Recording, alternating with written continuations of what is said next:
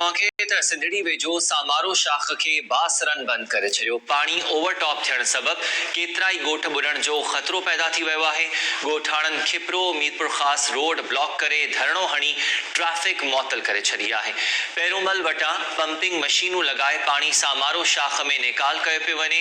मुज़ाहिरीन जो चवणु आहे त सामारो शाख बंदि कई वई आहे बासरनि तरफ़ां। इन सॼी सूरत हाल में किथे बि आपाशी अमलदारनि जी बालादस्ती नज़र न पई अचे, पर आपाशी अमलदार इलाइक़े जे बासरनि जे चवण ते ही कम करनि पिया। तफ़सील मालूम कयूं था सिंधड़ी मां time news reporter Asad sir खां।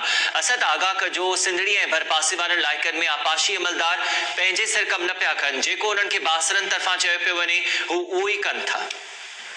जी हाँ आमिर, मां तव्हांखे ॿुधाईंदो आहियां त हिते कानून जी रिश्त मुकमल तौर ते ख़त्म थी चुकी आहे। आपाशी अमलो जेको इरिगेशन जे सिरिश्ते खे संभाले थो उहो हिन वक़्तु जेको आहे ख़ामोश थी वेही रहियो आहे। हालिया जेको आहे बोर्ड जी तबाहकारनि खां पोइ माण्हुनि पंहिंजो जेको आहे तरीक़ेकार इस्तेमालु करे पेरूमल खां जेको आहे सामारो शाख जे ज़रिए पंपिंग मशीनियूं लॻायूं आहिनि, जंहिंखे वापदा जेको आहे उहे ट्रांसफार्मर फराहम कया आहिनि। गैर कानूनी तौर शाखुनि में पाणी पंपिंग कनि था। जंहिंखां पोइ अॻियां जेको माण्हू आहिनि जेके बासर आहिनि उहे गंढो ॾेई था छॾनि था, असांजा पाणी न अचे।